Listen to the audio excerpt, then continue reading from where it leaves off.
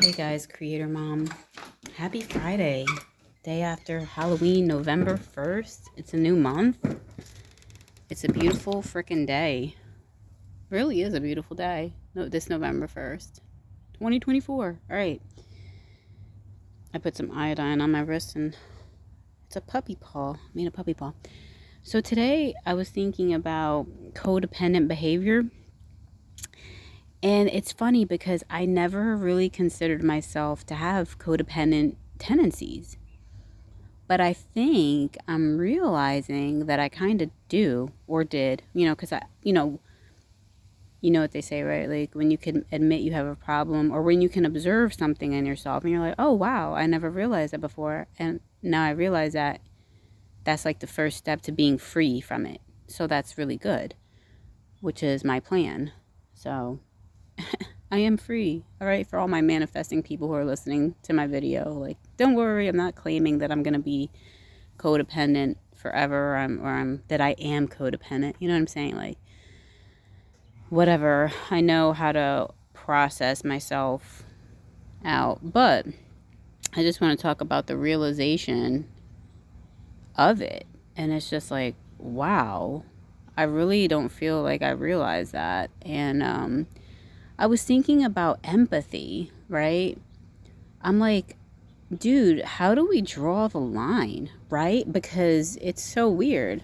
Because we want to be empathic towards others. That's kind of what inspires us to kind of maybe like reach out to somebody or help somebody or give somebody a loving word or word of encouragement. Maybe bless them with something. Like, I feel like that's the part of us that allows us to be giving to others when we feel like it, not under coercion or pressure of trying to be a good person, but just like out of inspiration. But I feel like empathy on steroids, I've talked about this in my other videos too, like way in the past. Empathy on steroids is not good because then the energy is more focused outward and all up into other people and not within ourselves. Something like that. I'll just describe it the way that I can best describe what I think is going on for myself. Being too caught up in other people's feelings and emotions and like assuming like being in them, trying to be in them and feel how they feel, like too much. You know what I'm saying? It's not good. We have to embody ourselves, in my opinion. I need to embody myself always. I need to side and be there for myself. And I feel like if you grew up with someone who's narcissistic, that's the problem, right? Really, that you're trained to think that you need to be outward focused. You need to always be concerned with what people are thinking about them, with how you're making people feel. Because that's what you're accused of when you're the child of a narcissistic parent. You are accused of being selfish, that you don't consider other people's feelings. You are so you're the opposite of empathic. You're selfish. So I think that results in the opposite going on. Maybe as the child grows into like a young adult, they think, oh wow, like now they're looking for somebody on the outside to put their love into. Oh, I want, and instead of putting that love into themselves, right? Who coined that term? Somebody out there? I don't want to say it. I might get in trouble, right? Lack of love for yourself. Deficient. You're deficient in love for yourself because you grew up in this manner. So you're looking for other people to love, for other people to make feel loved instead of putting that into you and building up your core self and loving yourself, because you don't know how to do that. You don't know. You're like, what's that like? But then, but the bad thing about being codependent is that you get wrapped up in a lot of fear of what people think. And you're always afraid that you're being like a bad person or somebody's going to call you a bad person or you're going to get in trouble. So there's a lot of fear, I think, maybe wrapped up in codependency. I don't know. Maybe I'm wrong. I think that these are the puzzle pieces I'm putting together. And so, because lately I've been saying to myself, like one of my declarations is, I intend that I am free from the fear of people.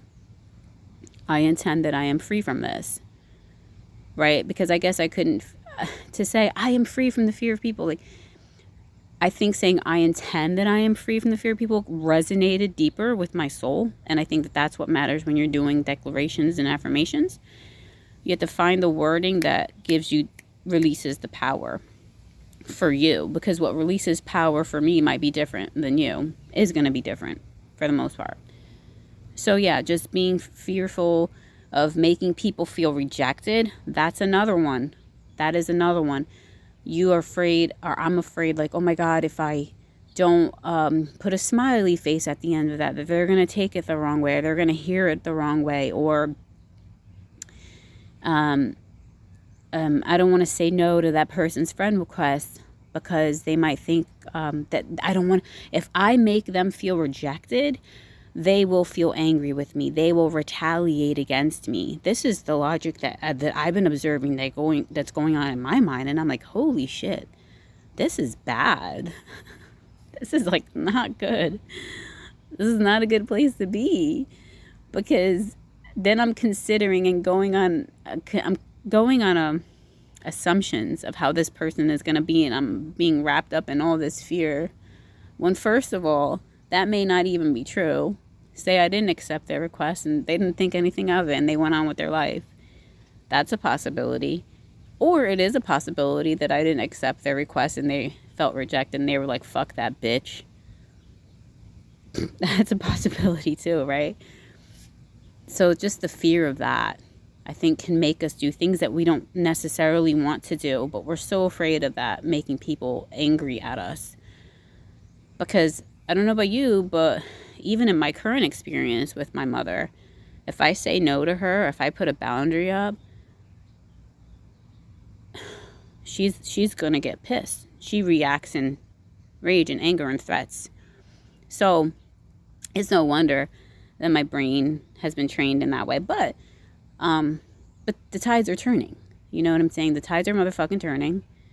And what I say to myself when I'm in situations where I'm thinking, oh man, I don't want to make this person upset, or I don't want them to feel rejected, is, well, first of all, how do I feel about it? What do I truly want to do or not do? And then say, I choose to side with myself. I choose to take my own side. I choose to take my own side. The other person, if they feel rejected, that's their problem. That's just not my problem. And thinking like that is what makes a narcissist really fucking pissed. And they hate that. They hate that. So you've probably been trained out of that. You think that's disrespectful to say that's not my problem, because that's what they say. They say you're disrespectful for thinking that way. Well, truly, other people's emotions aren't your problem. If they feel rejected because you don't want to be their friend or like really have a relationship with them, they have to deal with that. But emotionally immature people, they don't know how to deal with that. Narcissists, they're emotionally immature people.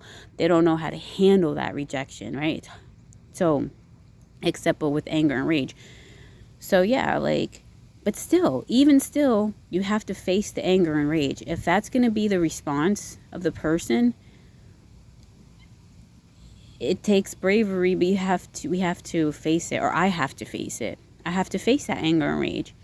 What's it going to do to me, right? It's like what the Bible says. What can man do to me, right? Man can kill your body, but he can't kill and destroy your soul. What can that narcissistic parent or narcissistic boyfriend, what can the worst they can do to you is kill you, I guess. I hope I could say that on YouTube. But they can kill you with their words too. They can shout at you and threaten you and tell you what a horrible person you are. But if you think about it, okay. See, but if you're codependent, that's hard to handle. That's like, oh my God, no, I can't handle that. I can't, I'm going to die. I can't handle that person saying those things to me. It brings me confusion. I'm so confused about who I am now because they just said all these things about me. I guess I am a bad person. And it's kind of like this really bad cycle. But I guess you just have to make a decision about who you are, make a decision about what you stand for, make a decision about what your values are, and go from there, right? Like once you decide, like they say in the manifestation world, you decide. You first decide and let everything then be based off that. You know what I'm saying? If you make a decision that you don't want to talk to a certain person or whatever, that's your decision. Stick with yourself. Be true to yourself. If they react in anger and rage, okay, that's hard. That's hurtful. It's hard to go through, but you have no other choice. You have to stick with yourself. You cannot appease the coercive narcissist or the coercive person. So we can bust through that, breeze through that. And then I guess I'm thinking, it's like when we face that and go through that anger and rage and just let it, well, maybe we'll overcome that fear, and then we'll start to see different people appear in our life, people that are more healthy. But I keep saying we, so sorry, I'm not including you, but like I have to get past that, I think in order to see what I really want in my life and let go of their, let go of their, the fear of their anger and rage, So anyways, that was a long rant. Have a wonderful Friday and a great weekend.